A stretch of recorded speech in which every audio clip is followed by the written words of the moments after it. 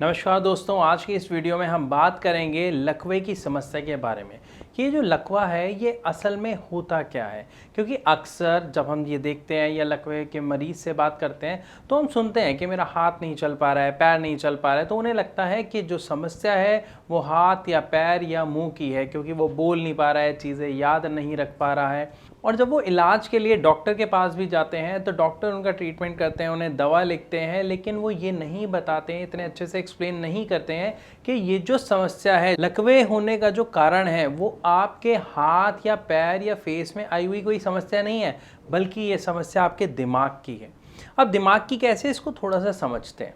असल में लकवा होता क्यों है, लकवे का कारण क्या है। लकवे के दो मेन कारण होते हैं।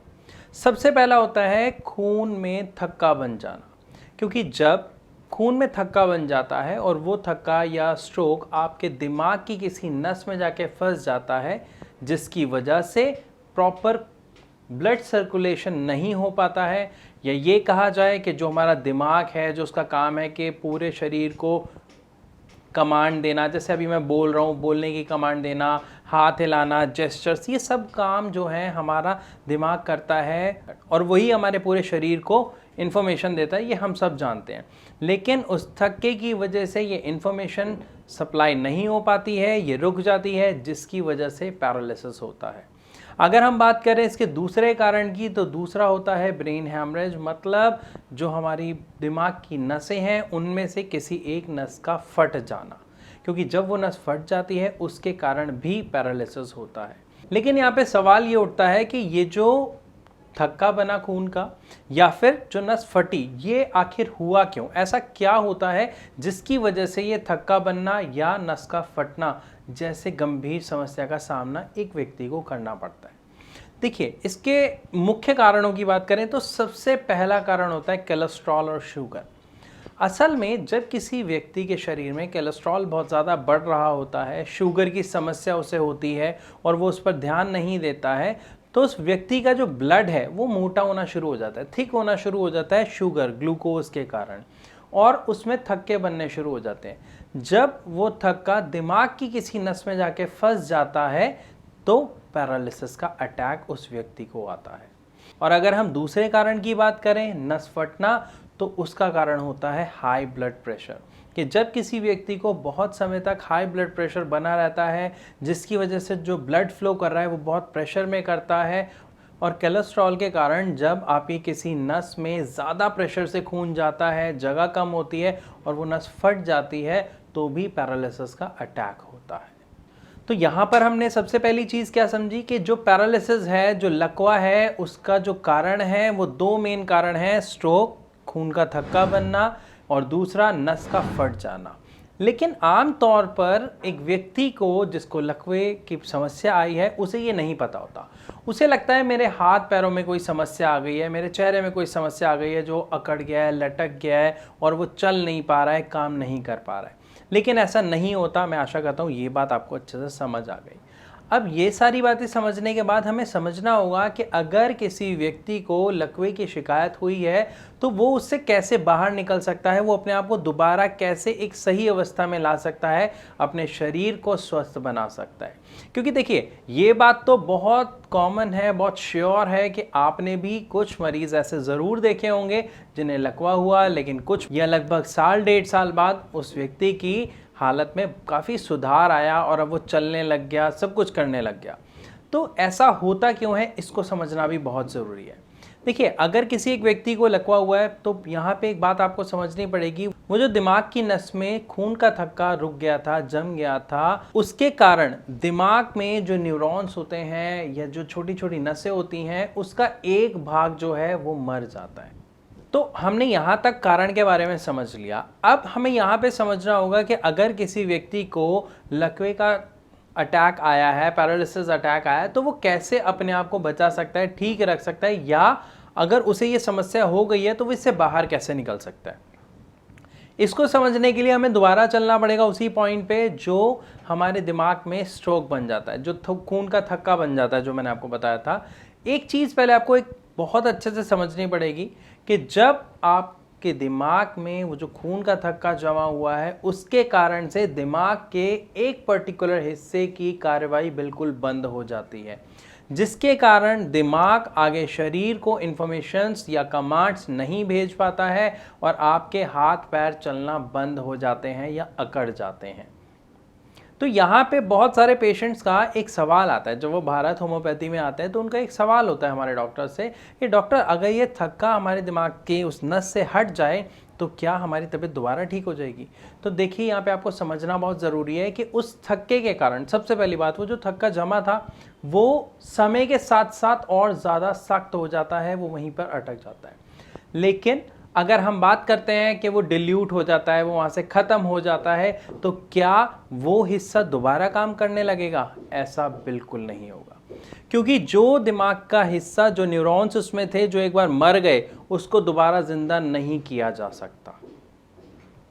तो यहाँ पे अब सवाल उठता है कि अगर उन्हें ठीक नहीं किया जा सकता तो लकवे का मरीज ठीक कैसे होता है। तो देखिए वो ठीक कैसे होता है इसको भी समझाता हूँ। इसको एक एग्जाम्पल के थ्रू समझने की कोशिश करते हैं। अभी हम सब ने देखा, अगर हम बाईपास से आगे चंडीगढ़ साइड जाते हैं, सोनीपत साइड जाते हैं, तो बीच में रास्ता बंद है, ठीक है, वो जो अनशन वगैरह हो रहा है। लेकिन क्या अब इसकी वजह से हम वहाँ नहीं जा पाएंगे? जा पाएंगे। कैसे? हमने एक और बाईपास रास्ता निकाल दिया, मतलब एक दूसरा रास्ता निकाला जिससे थोड़ा सा घूमना पड़ेगा लेकिन हम जा सकते हैं। सेम काम हमारा दिमाग करता है लकवे के अटैक के लगभग 5 से 6 महीने के अंदर अंदर। हमारा दिमाग एक बाईपास रास्ता बनाता है, मतलब वो एक नया रास्ता बनाता है, एक नया तरीका बनाता है जिससे वो हमारी बॉडी के बाकी हिस्सों को दोबारा कमांड देना चालू करे, जिसके लिए हमारी मेडिसिन बहुत अहम रोल निभाती है। अब यहाँ पर एक और बात बहुत अहम है कि जो मेडिसिन है वो कौन सी है। क्या वो एलोपैथिक मेडिसिन की बात कर रहा हूँ मैं? तो नहीं, बिल्कुल नहीं, क्योंकि एलोपैथिक मेडिसिन में आप जो मेडिसिन ले रहे हैं आप चेक करिए, वो आपको खून पतला करने की दवाई देते हैं, वो आपको मल्टीविटामिन्स देते हैं, अगर आपको शुगर है तो शुगर कंट्रोल, कोलेस्ट्रॉल कंट्रोल करने की दवाई आपको देते हैं। लेकिन अगर दूसरी तरफ हम बात करते हैं होम्योपैथिक की, जो भारत होम्योपैथी अपने पेशेंट्स को देता है, तो हम यहाँ पे स्पेशली वो दवाई देते हैं जो आपके नर्वस सिस्टम पे वर्क करती है, जो आपके उन न्यूरॉन्स पे वर्क करती है और आपकी कंडीशन को बेहतर बनाने में बहुत हेल्प करती है। तो यहाँ पे एक पेशेंट को सही दवा साथ में एक सही एक्सरसाइज फॉलो करनी पड़ती है। अब एक लकवे का पेशेंट एक्सरसाइज नहीं कर सकता, ये हम सब जानते हैं, लेकिन आपने सुना होगा कि उनको फिजियोथेरेपी के लिए बोला जाता है।